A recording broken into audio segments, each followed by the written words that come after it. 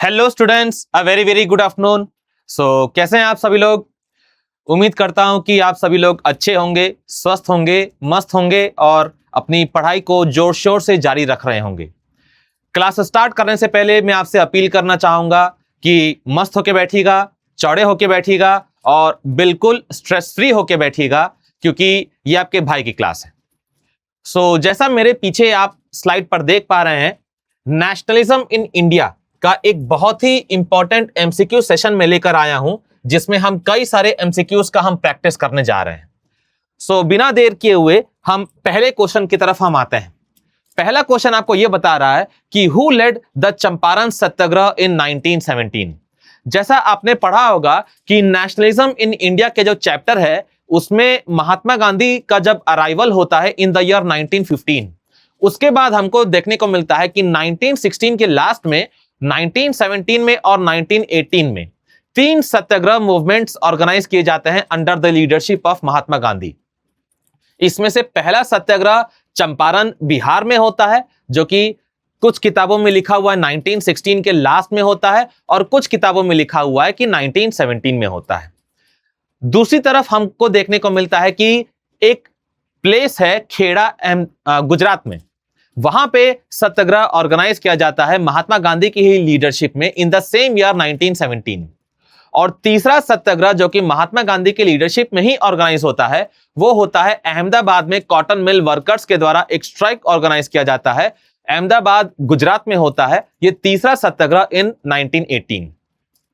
तो कहीं ना कहीं हम ये कह सकते हैं कि क्योंकि इस क्वेश्चन में पूछा गया है कि हु लेड द चंपारण सत्याग्रह इन 1917, अब कुछ स्टूडेंट्स जो ये सोचेंगे कि बुक में तो 1916 भी लिखा हुआ है, उनके हिसाब से ये क्वेश्चन कहीं ना कहीं वो बोल सकते हैं कि ये क्वेश्चन गलत फ्रेम किया गया होगा।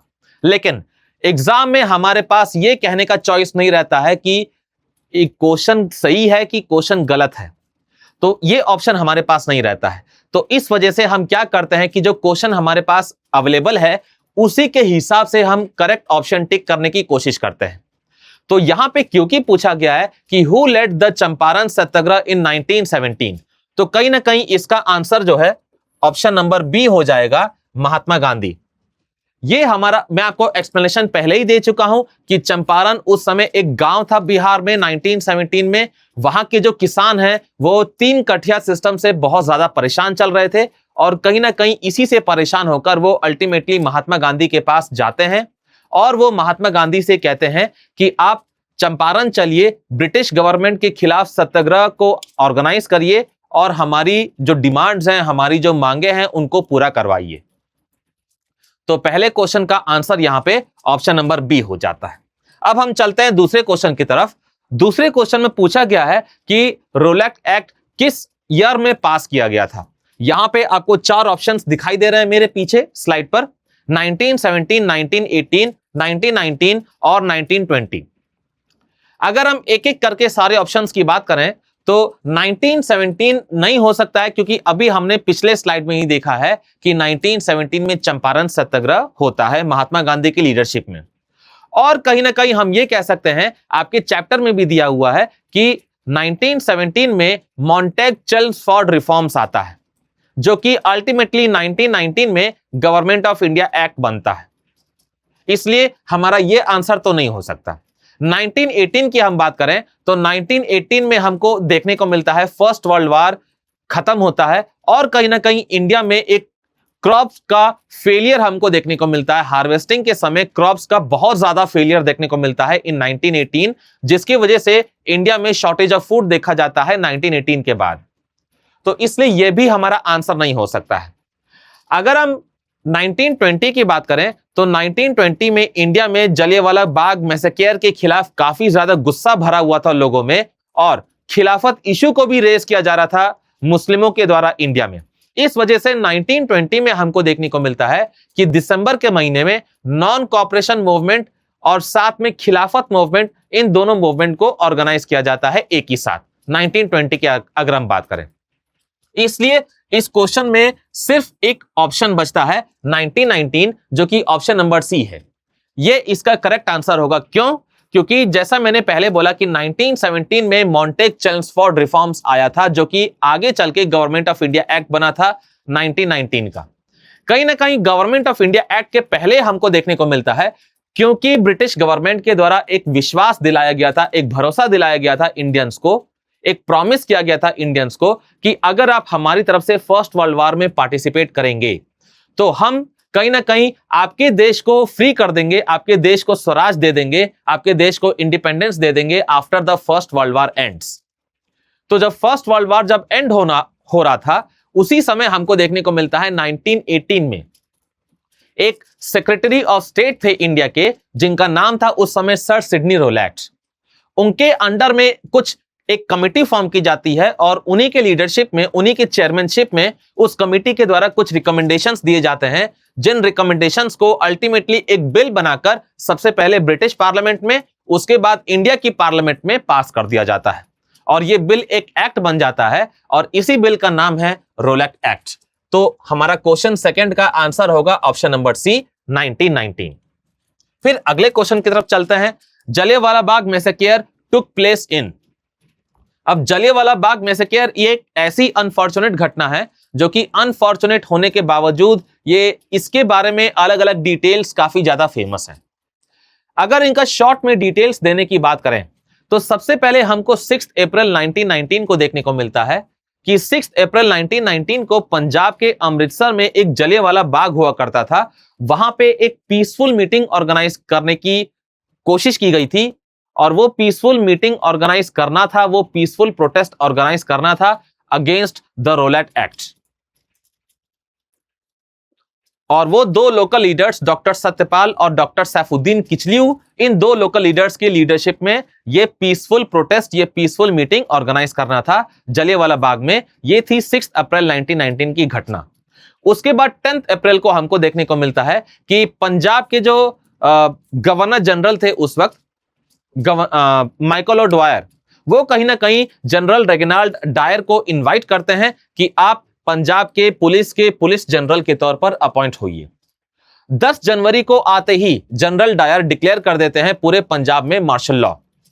मार्शल लॉ के बारे में यह कहा जाता है कि किसी भी पब्लिक प्लेस पर 2 या 2 से ज्यादा लोग इकट्ठा नहीं हो सकते हैं। लेकिन पंजाब के अमृतसर के जो लोग हैं, इलिटरेसी की वजह से वो ये समझ नहीं पाते हैं कि मार्शल लॉ में आखिर कहा क्या, किस बारे में जाता है, आखिर बोला क्या जाता है उसमें, मार्शल लॉ में कौन से रूल प्रेजेंट है मार्शल लॉ में।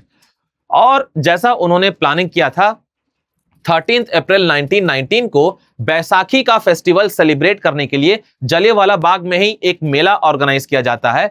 उस मेले में कई सारे लोग इकट्ठा थे जलियांवाला बाग में और अल्टीमेटली हमको एक बहुत ही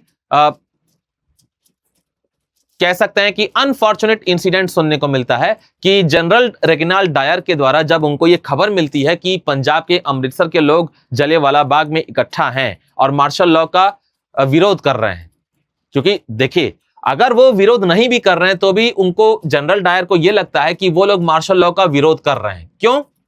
क्योंकि मार्शल लॉ लागू था और जैसा मैंने पहले बताया कि मार्शल लॉ में 2 या 2 से ज्यादा लोग नहीं इकट्ठा होते हैं किसी भी पब्लिक प्लेस पर। लेकिन अपनी इलिटरेसी की वजह से जलियांवाला बाग में ये सारे लोग उस दिन इकट्ठा थे, इसीलिए जनरल रेगिनाल्ड डायर अपने ट्रूप्स के साथ वहां पे पहुंचते हैं लोगों को भगाने के लिए। लेकिन वो एक ऐसा इंसिडेंट कर देते हैं जो कि हिस्ट्री में एक काला दाग है, खासकर इंडिया की हिस्ट्री में, जिसको हम जलियांवाला बाग मैसेकर के नाम से जानते हैं। तो ये जलियांवाला बाग मैसेकर हुआ था अमृतसर में, जो कि है ऑप्शन नंबर बी, और ये हमारा क्वेश्चन नंबर 3 का आंसर होगा। इसके बाद हम नेक्स्ट क्वेश्चन की तरफ बढ़ते हैं। नेक्स्ट क्वेश्चन में दिया हुआ है कि नॉन कॉपरेशन मूवमेंट बिगैन इन, यानी कि किस ईयर में नॉन कॉपरेशन मूवमेंट की शुरुआत हुई थी, ये चीज इसमें पूछा गया है। मैंने आपको पहले ही बताया है कि 1919 में कहीं ना कहीं हमको देखने को मिल रहा था कि इंडिया के मुस्लिम्स के द्वारा एक खिलाफत इशू रेज किया जा रहा था और सबसेक्वेंटली 1920 में हमको देखने को मिलता है कि 2 लोकल लीडर्स मोहम्मद अली और शौकत अली जो थे, उनसे काफी ज्यादा डिस्कशन होता है, काफी ज्यादा विचार विमर्श होता है महात्मा गांधी का। क्यों? क्योंकि वो महात्मा गांधी ये देख रहे थे कि अभी इस समय हिंदूज और मुस्लिम्स के बीच में यूनिटी अपने पीक पर है। मुस्लिम्स के बीच में यूनिटी है बहुत ज्यादा because of the Khilafat issue, Hindus के बीच में यूनिटी बहुत ज्यादा है because of the Jallianwala Bagh massacre. इन दोनों घटनाओं से देश के लोगों में काफी ज्यादा गुस्सा भरा हुआ था। तो महात्मा गांधी इस वक्त ये कहते हैं कि अगर हिंदूज और मुस्लिम्स को एक कर दिया जा सके, तो हिंदूज और मुस्लिम्स को अगर यूनाइट किया जा सके तो we will be able to achieve swaraj in a year. हालांकि ऐसा होता नहीं है, लेकिन उनके द्वारा यह स्टेटमेंट दिया गया उस वक्त, जो कि काफी ज्यादा फेमस है। और इसी साल 1920 में ही हमको देखने को मिलता है कि सितंबर 1920 में जो कलकत्ता सेशन हुआ था इंडियन नेशनल कांग्रेस का, उसमें हमको देखने को मिला था कि महात्मा गांधी ने बाकायदे प्रॉपर प्लानिंग के तहत, प्रॉपर स्टेजेस के तहत कि कौन कौन से स्टेज में क्या क्या किया जाएगा, किस किस स्टेज के अकॉर्डिंग ऑर्गेनाइज किया जाएगा, नॉन कॉपरेशन मूवमेंट का एक पूरा ड्राफ्ट, एक पूरा खाका उन्होंने रखा था कांग्रेस के लीडर्स के सामने in the Calcutta session of the Congress party इन 1920 सितंबर। और उसी साल हमको देखने को मिलता है नागपुर में जब सेशन होता है इन दिसंबर 1920, तो उसमें हमको देखने को मिलता है कि ये जो महात्मा गांधी के द्वारा पहले प्लान रखा गया था सितंबर में, उसको, उस प्लान को अब मंजूरी मिल जाती है, क्योंकि कांग्रेस कहीं ना कहीं लेजिस्लेटिव काउंसिल के इलेक्शंस को भी बॉयकॉट करना चाह रही थी नवंबर 1920 में। तो इसी वजह से दिसंबर 1920 में अल्टीमेटली नॉन कॉपरेशन मूवमेंट को खिलाफत मूवमेंट के साथ ही अप्रूवल मिल जाता है कि दोनों को साथ में ही शुरू कर दिया जाए। इसलिए हमारा क्वेश्चन नंबर 4 का आंसर होगा ऑप्शन नंबर बी, यानी कि 1920। अब हम नेक्स्ट क्वेश्चन की तरफ बढ़ते हैं। Gandhi withdrew the non cooperation movement after. असल में कई सारी किताबों में दिया है कि जनवरी 1921 में नॉन कॉपरेशन मूवमेंट की शुरुआत होती है इंडिया में, which was the first all India level movement that was organized under the leadership of Mahatma Gandhi. लेकिन साथ में हमको देखने को यह भी मिलता है कि इंडिया के अलग अलग हिस्सों में कुछ लोग थे जो नॉन कॉपरेशन मूवमेंट में पार्टिसिपेट नहीं कर रहे थे। कई सारे ऐसे कारण बनते हैं कि जो लोग इनिशियली पार्टिसिपेट करते हैं in the non cooperation movement, धीरे धीरे वो सारे लोग अपना हाथ पीछे खींच लेते हैं।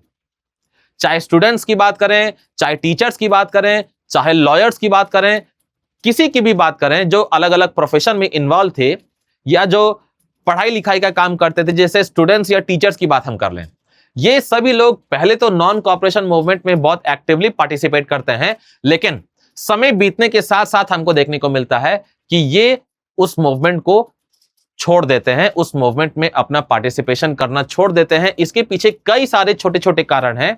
बहरहाल 5 फरवरी 1922 को अगर हम पढ़ते हैं तो 5 फरवरी 1922 को एक ऐसा अनफॉर्चुनेट इंसिडेंट होता है जिसकी वजह से महात्मा गांधी को अल्टीमेटली डिसाइड करना पड़ता है कि नॉन कॉपरेशन मूवमेंट को कॉल्ड ऑफ कर दिया जाएगा, और वो था चौरी चौरा इंसिडेंट। चौरी चौरा इंसिडेंट में वास्तव में यह हुआ था कि गोरखपुर के पास उस वक्त एक प्लेस था चौरी चौरा, वहां पे हमको देखने को मिलता है कि एक पुलिस स्टेशन में 22 पुलिसमैन को बंद करके जिंदा जला दिया जाता है। अब आप खुद सोचिए, ये एक एक्ट हुआ पूरी तरह से वायलेंस का। महात्मा गांधी हमेशा नॉन वायलेंस के आइडिया को, सत्याग्रह के आइडिया को सपोर्ट करते थे। अब जब उन्होंने ये देखा कि लोग धीरे धीरे वायलेंट हो रहे हैं, लोगों का पेशेंस धीरे धीरे जवाब दे रहा है, क्योंकि नॉन कॉपरेशन मूवमेंट की शुरुआत में तो उन्होंने यही कहा था कि हमको किसी भी तरह का सत्याग्रह करना है तो वो पूरी तरह से अहिंसा के रास्ते पर चलकर करना है, पीस के रास्ते पर चलकर करना है। लेकिन जब उन्होंने देखा कि इंडियंस के पेशेंस पूरी तरह से जवाब दे रही है और इंडियन सब धीरे धीरे वायलेंस के रास्ते पर उतर आ रहे हैं, तो चौरी चौरा इंसिडेंट के बाद उन्होंने फाइनली ये डिसाइड किया कि नहीं, अब नॉन कॉपरेशन मूवमेंट आगे नहीं बढ़ेगा, नॉन कॉपरेशन मूवमेंट को सस्पेंड कर दिया जाएगा, उसको कॉल्ड ऑफ कर दिया जाएगा, उसको विथड्रॉ कर दिया जाएगा। तो इसलिए यहां पे क्वेश्चन नंबर 5 का आंसर है ऑप्शन नंबर बी। अब हम अगले क्वेश्चन की तरफ चलते हैं। अगला क्वेश्चन हमारा पूछ रहा है the salt march started from. Salt march की शुरुआत कब होती है? असल में हमको देखने को मिलता है 1930 में। 1930 की शुरुआत की हम बात, शुरुआती महीनों की हम बात करें, यानी कि मार्च के समय की हम बात करें, तो वहां पे हमको देखने को मिलता है कि सॉल्ट मार्च महात्मा गांधी की लीडरशिप में ऑर्गेनाइज किया जाता है। सबसे पहले तो क्वेश्चन ये उठता है कि आखिर सॉल्ट को ही क्यों चुना गया महात्मा गांधी के द्वारा इस सॉल्ट मार्च को करने के लिए। असल में बात क्या थी कि सॉल्ट उस समय एक ऐसा आइटम था जो सभी घरों में इस्तेमाल होता था, चाहे वो इंडिया में कोई रिच पर्सन का घर हो, चाहे वो कोई मिडिल क्लास पर्सन का घर हो, चाहे वो कोई पुअर पर्सन का घर हो, सभी घरों में खाने के लिए सॉल्ट का इस्तेमाल होता था। सभी घरों के लोग सॉल्ट को खरीदने में काफी परेशानी का सामना करना पड़ता था सभी घरों के लोगों को। क्यों? क्योंकि सॉल्ट के ऊपर सरकार उस समय बहुत ज्यादा टैक्स लगाती थी। उस समय जो ब्रिटिश गवर्नमेंट इंडिया में प्रेजेंट है, इसके ऊपर काफी सारी अलग अलग तरह की ड्यूटीज लगती थी, काफी सारी अलग अलग तरह की टैक्स लगते थे। तो इसलिए महात्मा गांधी को लगा कि सॉल्ट उस समय का एक ऐसा कमोडिटी हो सकता है, एक ऐसा आइटम हो सकता है जो कि लोगों को यूनाइट कर सकता है। और इसीलिए मार्च 1930 में 24 मार्च 1930 को उन्होंने सॉल्ट मार्च को लीड करना शुरू किया। सॉल्ट मार्च कहीं ना कहीं शुरू होता है फ्रॉम साबरमती आश्रम। साबरमती आश्रम जो कि गुजरात में प्रेजेंट है, वहां से इसकी शुरुआत होती है और अल्टीमेटली 24 दिनों के बाद, यानी कि 24 मार्च को ये शुरू हुआ था और 24 दिनों के बाद, यानी कि हम कह सकते हैं 380 किलोमीटर का डिस्टेंस चलने के बाद, यानी कि 16 किलोमीटर पर डे अगर हम एवरेज निकालें, उतना चलने के बाद अल्टीमेटली हमको देखने को मिलता है कि 12 अप्रैल या 6 अप्रैल आप कह सकते हैं, 6 अप्रैल 1930 को कहीं ना कहीं ये मूवमेंट खत्म होता है। साबरमती आश्रम से शुरू होता है और ये कहीं ना कहीं खत्म होता है 6 अप्रैल को। तो क्वेश्चन नंबर 6 का आंसर है ऑप्शन नंबर ए। और आगे एमसीक्यूज की प्रैक्टिस के लिए जुड़े रहिए मेरे साथ शिक्षा नेशन के यूट्यूब चैनल पर। और अगर आपको यह वीडियो पसंद आया हो तो एक लाइक का बटन जरूर दबाइएगा। Thank you all of you.